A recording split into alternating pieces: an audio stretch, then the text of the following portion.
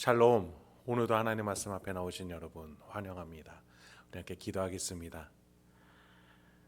하나님, 오늘도 우리에게 귀한 하나님의 말씀을 주시니 감사합니다. 이 말씀이 깨달아질 수 있는 은혜 허락하여 주소서. 주여, 우리는 아둔하고 미련하고 죄악 가운데 있는 죄인입니다. 그래서 하늘의 그 계시를 깨달을 바가 없습니다. 그래서 성령 하나님의 도우심이 필요합니다. 우리를 불쌍히 여겨주시는 인자하심이 필요합니다.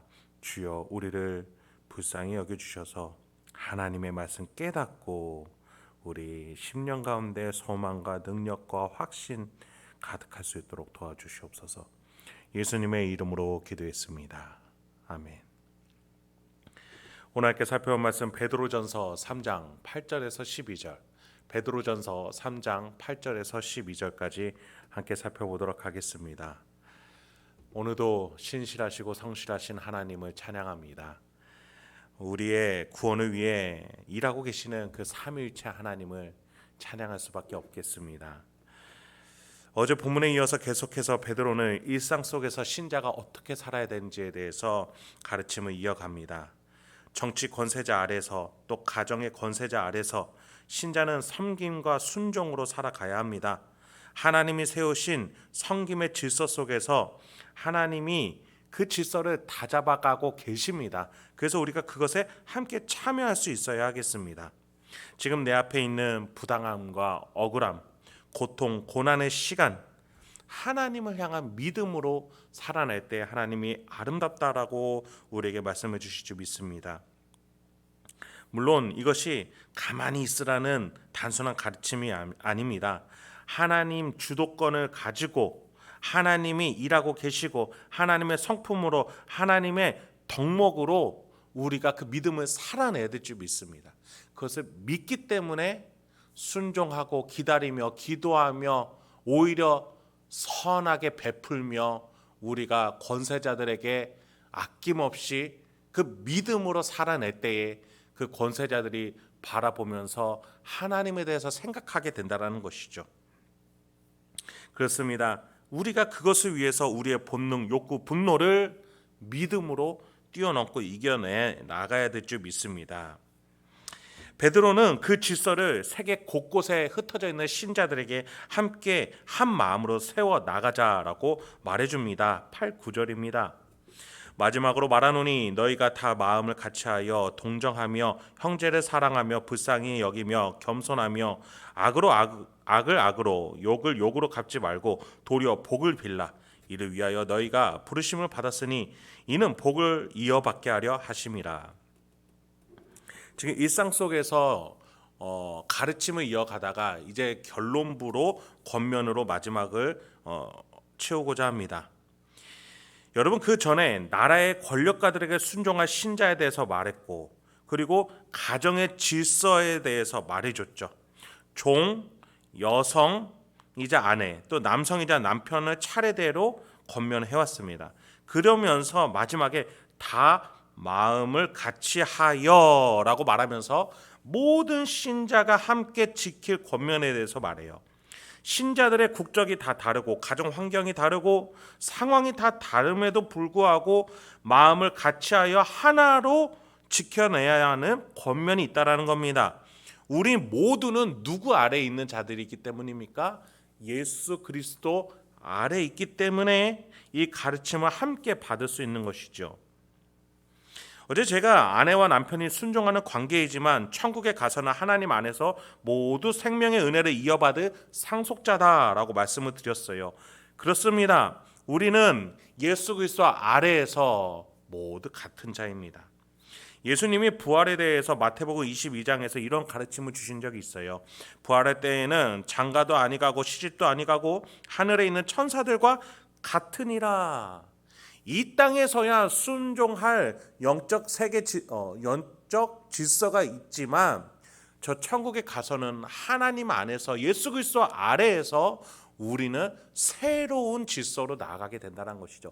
그것을 믿으면서 이 땅에서 이 질서 속에서 훈련받고 인내하면서 기다릴 줄 아는 그 아름다운 장식, 저와 여러분에게 있길 소망합니다. 그렇습니다. 우리는 천국에서 상속을 받을 자입니다. 그래서 이 땅에서 섬김의 훈련을 받는 것이지요. 그것을 예표해 주는 곳은 바로 교회입니다. 교회 안에서 누구든지 하나의 규율, 바로 예수 그리스도 아래에서 영적 질서에 순복할 줄 알아야 합니다. 이렇게 훈련 받아 나갔을 때에 우리가 이 교회가 여기서 천국을 나타낼 수 있는 것이죠. 예수 아래에서 이렇게 서로 순종하고 영적 위계 질서를 지켜나가며 덕스럽고 사랑하며 섬김과 희생으로 가득 찬 천국을 우리가 이 땅 가운데서 만들어 나갈 수 있는 줄 믿습니다. 그렇습니다. 이러한 교회 안에서 천국을 만들어 나가는 세부적인 모습에 대해서 베드로는 이렇게 말했죠. 8, 9절을 우리가 읽었을 때에 네 가지의 가르침을 줬습니다. 첫 번째, 동정. 그러니까 교회 일을 내 일로 여길 줄 아는 것. 또 겸손. 교우를 형제로 여기고 사랑하고 불쌍히 여기는 것. 이제 마지막으로는 미워할 자에게 복을 빌어줄 수 있는 것. 이러한 가르침들이 교회 안에 있어야 된다는 것이죠. 그런데 그 뒤에 베드로가 의미심장한 표현을 더합니다. 복을 이어받게 하려고 하는 것이다. 여러분, 예수님이요 산상복음에서 이렇게 말씀하신 적이 있어요. 하나님께서는 은혜를 모르는 자와 악한 자에게까지 인자하신 분이다. 그러면서 신자인 우리에게도 하나님을 따라 이렇게 살아라 라고 말씀하셨던 것이죠. 이렇게 하나님과 함께 상속자다운 면모를 보이라는 것이죠. 아버지와 닮은 아들이자 딸로서 자녀로서 하나님과 닮은 자가 되라. 교회 일을 내 일로 여기며 형제로 사랑하고 불쌍히 여기며 겸손에 낮아지며 미워할 자에게 복을 빌어줄 수 있는 것. 이렇게 아름다운 내면을 꾸밀 수 있는 장식으로 하나님의 상속자다운 면모를 보이라는 것입니다. 여러분 만약에 누군가를 상속자를 지명해야 되는데 피도 섞이지 않고 닮은 애는 하나도 없으며 양자로 입역한 적도 없고 닮은 구석 하나도 없는 이에게 아무렇게나 상속할 수 있겠습니까? 여러분 마찬가지입니다. 하나님이 우리를 아무런 관계도 없었던 피조물일 뿐인 우리를 사랑하셔서 양자로 삼고자 하십니다. 그렇다면 우리가 감사하며 그 양자다운 면모로 아버지를 닮아가려고 해야죠. 하나님은 우리가 그것을 할 수 없음을 아시고 이 안에 성령 하나님과 구원의 복음을 주셨습니다. 그래서 우리가 그분을 의지하고 믿음으로써 우리가 하나님의 상속자다운 면모로 살아낼 수 있습니다.